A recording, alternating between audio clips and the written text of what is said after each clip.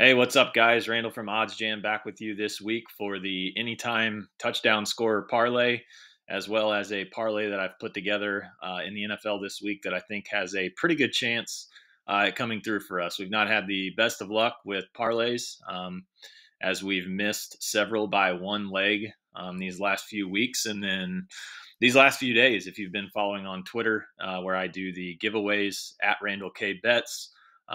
If you retweet, you get entered into the contest. If the parlay hits, giving away $100 to one random person. So again, back this week, we will try to hopefully change our luck here. Starting out with the running back parlay, we've got Johnathan Taylor as the first leg in that parlay to score a touchdown against the Jaguars. Again, all of these guys to score a touchdown come from the fantasy model that I use. So it likes Johnathan Taylor this week. Minus 280 is not ideal, but I think that he definitely should score a touchdown here. Damien Harris for the Patriots plus 100 is the other touchdown scorer. He's the second leg in this parlay, and then Melvin Gordon for the Broncos plus 125 to score a touchdown against the Eagles. I do think that the Eagles are probably the play in this game. With the Broncos coming off of that win against Dallas, where we actually had the Broncos. However, Philly is a very popular team with the Sharps this year, so I'm not really sure what to make of this game. I think if I had to pick a side, I would probably lean to Philadelphia, but going to probably pass on that game. These odds on this first parlay are plus 510, so 10 to win 51. And again, I've done $10 on both of these parlays just to get entered into the Bet 20 Get 10 promo that FanDuel has to offer. Parlays, as I've mentioned many other times before, not something that I like to put a lot of money on. I look at them more of like, lottery tickets where you go to the gas station, get a scratch off, and, see if you can win a little bit of money. The odds of these hitting are not obviously very good. So, Dawson Knox is plus 185, tight end for the Buffalo Bills. I think that Buffalo gets out to a big lead in this game early on, or at least they get the offense going. They looked absolutely pathetic last week down in Jacksonville, where they lost, and they didn't even score a touchdown. So I think you get a big effort from this Bills offense, and Dawson Knox could definitely be a target in the red zone. Plus 185. Terry McLaurin for the Washington football team. He's another guy that fits to score a touchdown.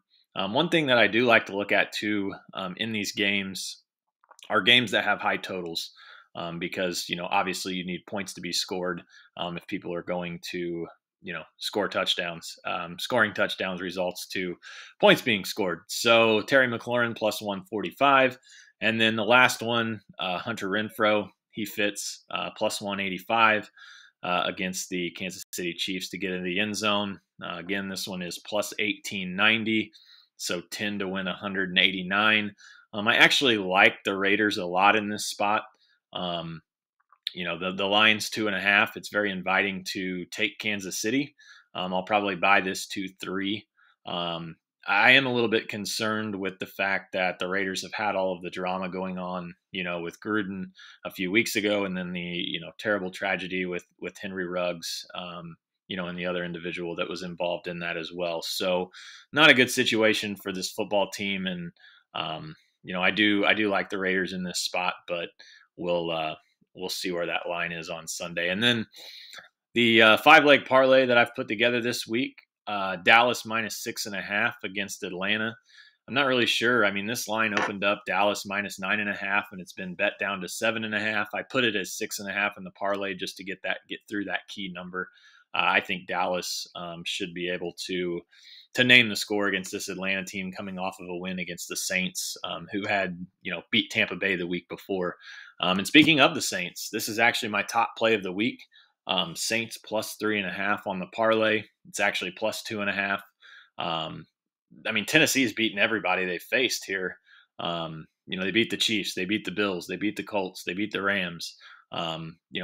During a 4-game stretch, they've obviously won 5 straight. where they beat Jacksonville prior to those teams that I just listed. But, this line's 2.5. It just makes no sense. Derrick Henry was out last week. He's obviously out this week. You got a big effort last week, I think, with the fallen star theory. And I think that, this line tells the story. I think Saints win this game. So plus 3.5 in this spot. Carolina plus 10.5 against the Cardinals. Again, kind of back to the fallen star.